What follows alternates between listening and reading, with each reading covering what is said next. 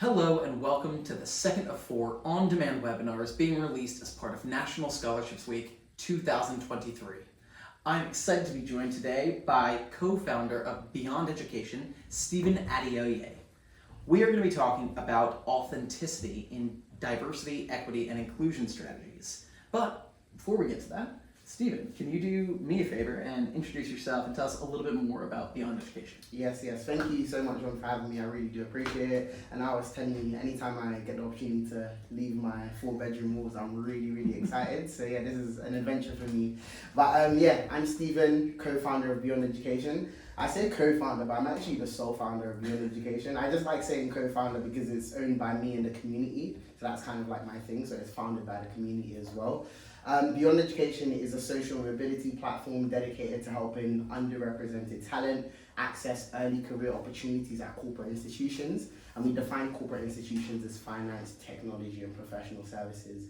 A bit of background about myself. I worked in finance for about 4 years across a number of roles. So I worked in fintech, moved to consulting, and then recently private equity and asset management.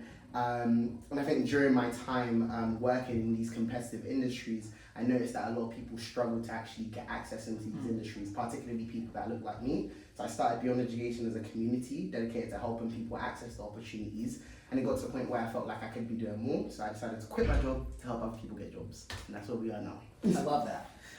And you talked a lot about things that I talk about every day, things that we've talked about a couple of times in that definition of what Beyond Education is doing. But I think it's really important to kind of cover off for our listeners some of these definitions that you and I have an understanding of that everyone else might not have clarity on. So one of the things that you mentioned was social mobility. But before we dig into that, I think the broadest term that we kind of use in this sort of space is underrepresented groups. And I'd love to hear a little bit more about what you mean by that, how you would define it, and how some of the businesses that we work with might want to be defining that term. Yeah. So when I think about underrepresented groups, I think the definition can be twofold. So first of all, you can look at it from a self-explanatory standpoint. Underrepresented, right? So when you look at it from the lens of recruitment and the workplace, it's all about people that are underrepresented in organizations effectively, right? So not to get too political, but in the corporate landscape, the majority is middle-aged white men. That's literally what it is. So that being said, everybody that doesn't fit that category is essentially underrepresented in that respect. So when you look at it from a female standpoint, from a black, Asian and ethnic minority standpoint, those groups are effectively underrepresented in the workplace. So that's pretty much the self-explanatory definition. And then if you want to go one step further, you can look at it from the lens of groups that experience significant barriers to accessing opportunities at corporate institutions. So again, the people that would fall into scope are, from a racial standpoint, from an age standpoint, people that experience barriers getting into the workforce. That is what you would kind of classify as underrepresented. So twofold, self-explanatory, and then people that are experiencing barriers in the workplace.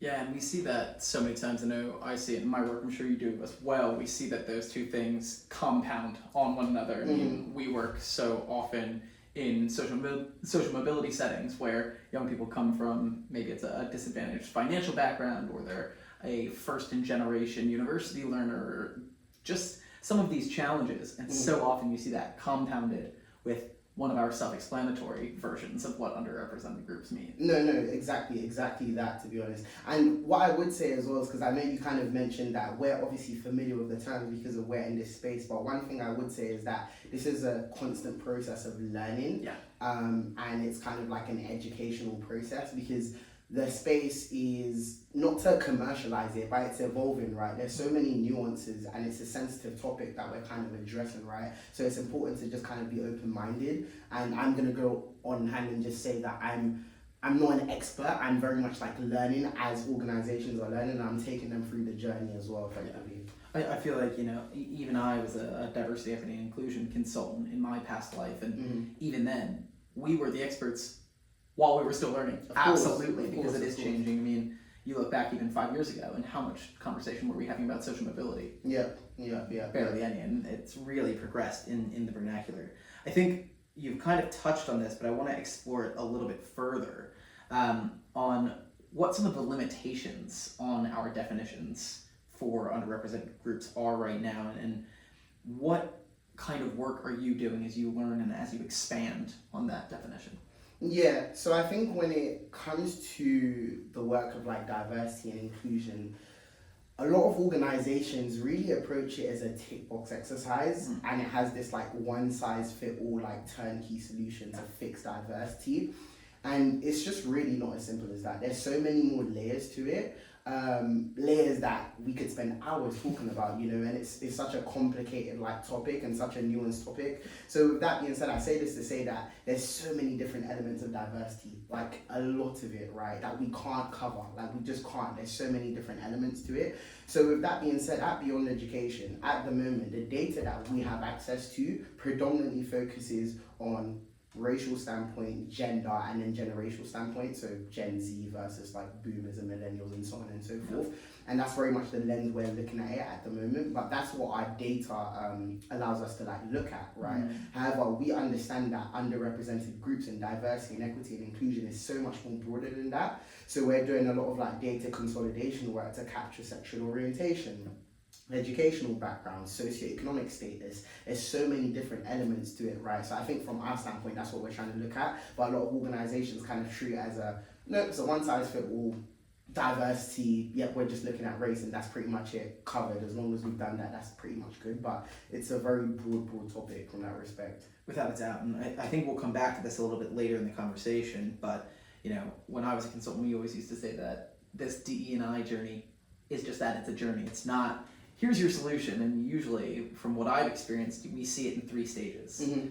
The first stage, and as you said, middle-aged white men. That's like what the demographic was like. So first stage is always, let's take a look at gender. We saw the legislation for gender pay gap go out. We've seen the government take a stance on that, and we've now pushed that live, and that's getting bigger and bigger, which is fantastic. Stage 2 is when you start looking at race and everything that comes into play with race and ethnicity. And then the final stage, at least here in the UK, is all about that social mobility and that kind of generational lens and what's going on from that point of view. So I totally agree with you. There is no one-size-fits-all solution. Not at all. It's going to be a journey. Not at all. But one of the things that I think is critical to understand before we start trying to solve all of this sort of stuff is, what's the risk of not solving it? What's the risk of having a lack of representation in our businesses? Yeah. So there's a lot of risks. However, I'll highlight the more prevalent ones, which I think are really important for organizations to take into consideration, because these reasons I'm going to outline are pretty much the lifeline of your organization. It's what's going to keep your organization running. So first of all, we look at people. People is effectively what keeps a business running, right? Your human resources. And if you do not focus on making sure that your organization is optimized to be diverse and inclusive, then you are going to lose out on great talent. Like, it's just a fact, right? And that is purely because a lot of people want to see people that look like them in the workforce. And I actually had a conversation today with my mentor. He's like a VP at a big fintech firm. And I remember when I was working at that firm, he was the only black VP at the fintech firm at the time. And I told him, I was like, you do realize that the only reason why I believe that I could ever become a VP is because I see that you're a VP, and that's the only thing that gets me going. And I say this to say that representation, actually seeing it, is super, super important. And I've had a lot of interactions with members at Beyond Education that are worried that they don't see people that look like them in the companies that they're applying for. So they're like, I'm not going to apply. Because when you strip everything back, strip out the corporate jargon and the hierarchy of like everything that goes on in corporate, it's all about people. And it's all about human psychology. And it's kind of like, people won't do stuff if they don't see themselves doing it, or if they don't see people doing it. And that's how, it's human nature, right? So I think that's like a number one risk. Like, you miss out on great talent.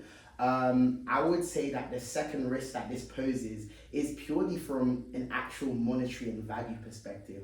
So I did a campaign with 10,000 black interns a while back, and we were basically doing a campaign to attract more black talent to a lot of organizations that they were working with. And the way I approached the campaign was by delving into a McKinsey report in 2020 that basically did a research on racially diverse teams versus non-racially diverse teams. And the study concluded that racially diverse teams added more value from an EBITDA perspective to organizations as opposed to non-racial diverse teams. So literally, from a monetary standpoint, racially diverse teams made more money. And to me, it's like the whole reason we set up these organizations and the whole reason we're in business is to effectively make money. And diversity ultimately contributes to that. Yeah. So if you think about it, two of the biggest things, talent to keep your organization running and money to keep your organization running. Those are one of effectively the biggest risks. If that doesn't scare you enough to focus on diversity, then I don't know what will. Genuinely, I have no idea what else. What would we be talking about? Exactly. So I would say those are like the two biggest risks that I could think of, to be honest. Yeah, without a doubt. And if I'll take it maybe even a little bit further, thinking of those two things, we look at employer reputation risk, right? Mm-hmm. If we want to talk both attracting talent in your people and earning money, bringing clients in, well, your brand reputation is top of the line there, right? Yeah. You need to be out in the market, being seen to be doing all of these right things and making your business more inclusive, more diverse, in order to win on either one of those spectrums, and hopefully both. No, most definitely, and that kind of reminds me when you talk about clients wanting you to focus on diversity. We look at an emerging topic that's really prevalent in today's day and age, ESG. Yeah. A big part of ESG is the social element of it, right? And social, that's where diversity kind of comes into play.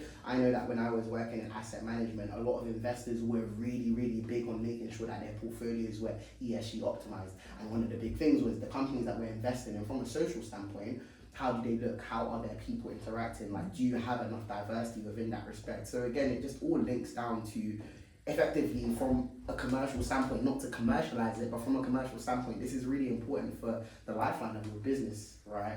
And people care about it. Like, clients care about it, talent cares about it, the profit and loss statement of your company cares about it. So these are really big risks that companies kind of need to take into consideration when thinking about working on DE&I in their organization. Without a doubt. Even in one of the last statements I said, I caught myself doing something that I don't love, which was saying we want companies to be seen to be doing, which is not the point. We want them doing because they believe and doing really. So what do you mean when you say authentic DE&I, and what in the marketplace can kind of come across as inauthentic? Some of those things, those strategies where we see it and we go, oh, that's not what we meant. Like, what do we need to be seeing? Yeah, no, that's a very great question, and I think I'll address that question by going down memory lane. So if we backtrack about 3 years ago, 2020 was really when Black Lives Matter was on the forefront of things, the death of George Floyd. That really sparked up a lot of conversations, and it really brought to the attention of a lot of people just in society that there's an injustice, like across like a number of underrepresented groups, Black people being one of them. And in that instance, when that whole situation happened, a lot of companies were quite reactive, and just I'll put it in like layman's terms, the way it kind of came across. George Floyd has died. This was an injustice. We have Black people in an organization. We need to type up a statement to address this. Done. And it came across very inauthentic and quite reactive, right? Mm-hmm. And I remember the organization that I was in, I really liked the way they approached it, because they didn't say nothing about it. They didn't put out a public statement about it. But what they did is they started asking people within the organization that were of like black backgrounds, like, how do you feel about this? Yeah. And I think that was so perfect, right? Because it comes across very authentic, because you actually care about the people that were affected. And I guess from the outside looking in, a lot of people would have been like, no, you should have said something about it. There's a clear divide of what is right and wrong. But from my standpoint and from where I see it, I feel like that was quite an authentic approach to take. Really like looking at the people within your organization that have been affected. How do you feel about this? And essentially consulting them and being like, how do you think we should address it? Yeah. Right? And I very much think like that was great practice of what authentic diversity and inclusivity in the workplace should look like, right? Whereas you had a lot of organizations just, putting up a generic diversity statement, talking about we're really sad and we're really concerned, when you've never talked about that at all. Another example of something that may come across as inauthentic is when, in reaction to a scenario like that, companies started programs dedicated for certain underrepresented groups, and it was quite reactive because you've never done it before. Yeah. so you doing it now all of a sudden, it's just, we can see through that, because again, I think companies need to understand it's just humans. Like, we're actually just people behind this, and people notice stuff like that, right? So I'd say those are like perfect examples of just being very inauthentic, when you're reactive to like certain scenarios that happen that's affected underrepresented groups, and off the back of that you start to create programs dedicated to these underrepresented groups when you've never done anything like that before. Yeah. It just comes across very inauthentic. Okay, so one of the things that I kind of want to dig into here, because of course you and I both want businesses to create programs to support underrepresented groups. That's absolutely an excellent thing to do. How do businesses begin to do that in an authentic way? Rather than being reactive, what does it actually mean to say, okay, we see that there is a problem. There is. We want to address it, and we're going to do something about it. Here's what we want to do. How do they do that authentically? Yeah, so there's a couple ways that they can do it. I'd say the big companies can get away with like creating all these programs focused on certain underrepresented groups, because they probably have been working on this for a while, so it doesn't come across inauthentic when they do it, right? If you have a big, large corporate, they have a significant budget, of course, like them focusing on programs to move the needle in terms of underrepresented groups and focusing on them specifically, it doesn't come across quite inauthentic, because they're a big organization, they have a lot of opportunities, that makes sense. But if you're like a small organization and you've never done something like that before, it will come across as inauthentic. So I think the first thing you need to do is consult your people. It all starts with your people within your organizations. Employee resource groups are a great thing within organizations, and I think the best way for organizations to make the most out of employee resource groups is putting the power in the people's hands. Yeah. You know, like and we actually did this at Beyond Education. We established a framework for a company as how employee resource groups should run, but the whole idea was that the people within the organizations were the ones that were going to form the employee resource group and basically drive the agenda of what they wanted their groups to focus on effectively. Yeah. And what that does is that you as a business, you don't need to start guessing and thinking, what do my people want to do? It's kind of like you put the power in their hands. You know, here's the resources, here's the tools, here's all the framework for you to establish something to really work on your community. We will back you as much as we can with all these resources. Go forth and do it, and we'll be here to support you and be sponsors and advocate for you. I think that's like organizations need to use their employee resource groups a lot more and leverage the people they have within their organizations. So I'd say that's one thing.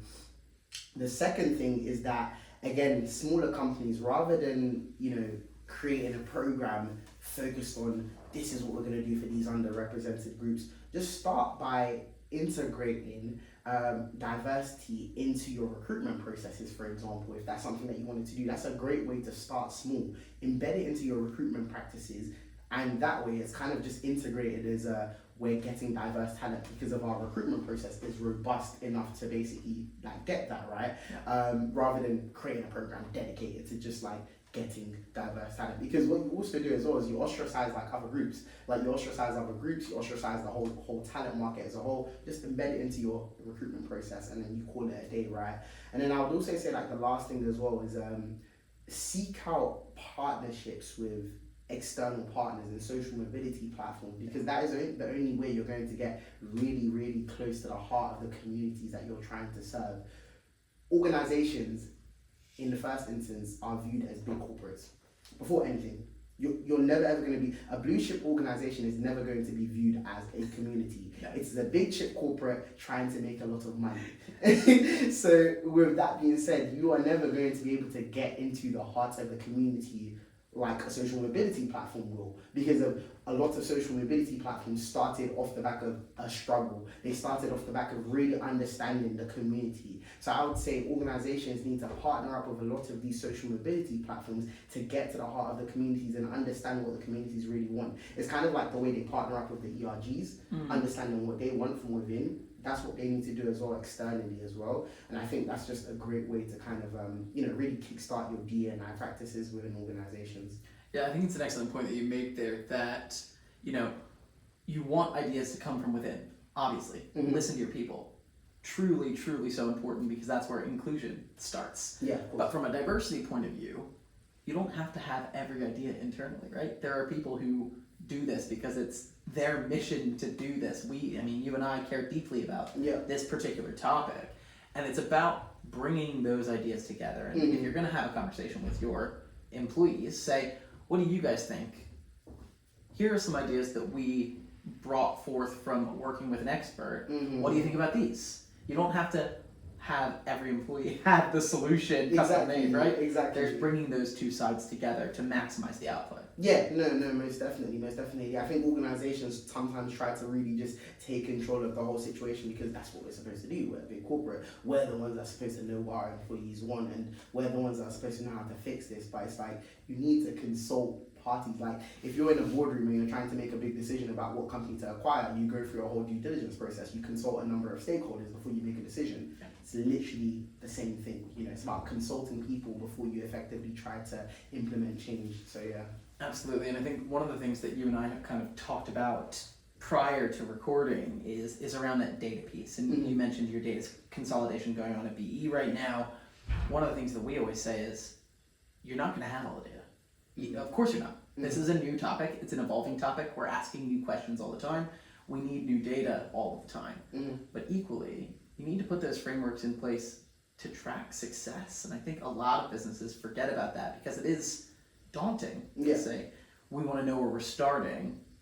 A lot of organizations are going to get bad news when they start. Exactly. But the fact that they're making an effort, that's what we want to see, because that's how you begin to actually be authentic. Show that you care by admitting that there's an issue. Yeah, of course, exactly that. And I think on that point of showing that you care, I posted a slightly controversial LinkedIn post today where I talked about a lot of organizations at the moment, the financial climate that we're in is quite unprecedented. So with that being said, there's a lot of layoffs, hiring freezes, and budget cuts.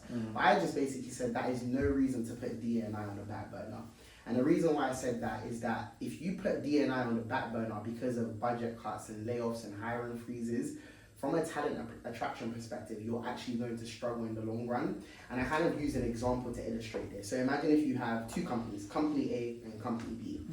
Company A, because of the unprecedented financial climate, they decide to pause all DE&I work streams, cut off relationships with external partners, and just really go into tunnel vision mode to weather the storm, right?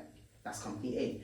Company B, on the other hand, decide to still continue with these diversity and inclusion initiatives, even though they have hiring freezes. Instead of focusing on hiring because they can't, they focus on low-cost initiatives like mentorships, like insight sessions to like upskill members and stuff like that. Really low-cost stuff that's like a minute fraction of what scholarships. I'll put it out there. Exactly, low-cost initiatives that you could do that is an alternative to hiring, right?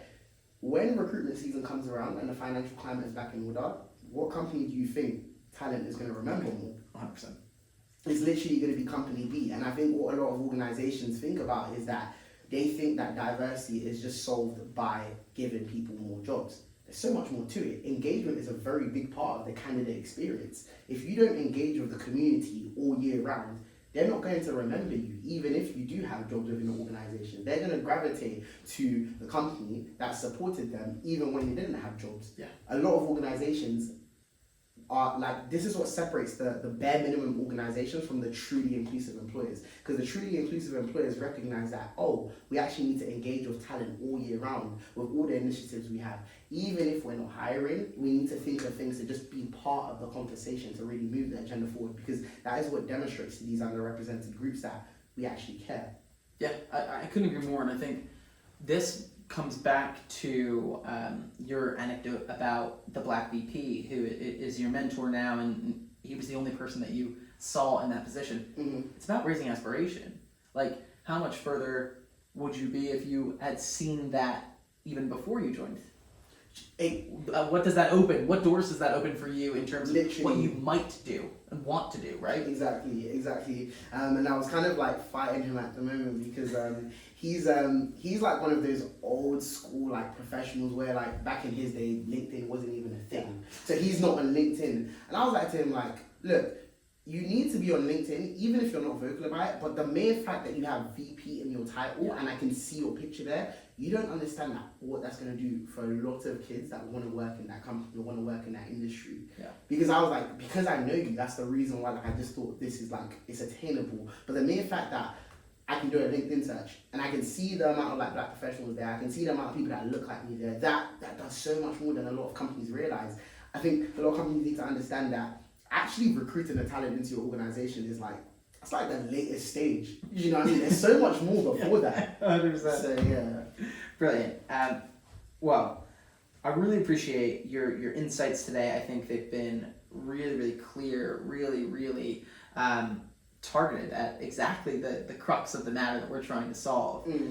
Before we close down, I want to know if there's one thing that a business can do, and we've kind of talked that businesses they get scared at this stage of making the investment, whether that's investment of time, investment of resource, investment of budgets. But if there's one thing that companies can do to get themselves started, where should they make that investment? What would you recommend right now? I'd say consulting your people in ERGs is the most important part. And not to get too elaborate, but the reason why I say that is because one of our client partners at the moment that we're working with and we recently signed was off the back of an ERG. So someone within the ERG had seen my content and seen like what we do at Beyond Education online.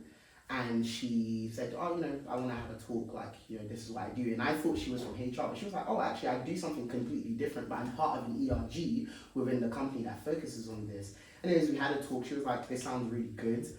I want to speak to my head of HR about this. Yeah. And that is how that was kind of facilitated. I got to speak to the head of HR, and now they're one of our client partners. That was off the back of an ERG. Didn't come from HR. So I think, if anything, invest in your people within the organizations and ask them, how can we move the agenda forward when it comes to being a more diverse and inclusive workforce? And I guarantee you situations like that will probably happen a lot more often. Without a doubt. Commit to people you already have. They might tell you want to bring more people in. Literally. They're going to tell you to come to us eventually. But yeah. That is brilliant. Stephen, thank you so much. Everybody, we've been talking to Stephen Adeoye from Beyond Education. Really appreciate your time. We'll have a couple more webinars launching throughout the rest of the week. I hope that you have a wonderful National Scholarships Week, and we'll see you back here next year for National Scholarships Week 2024. Thanks so much. Thank you.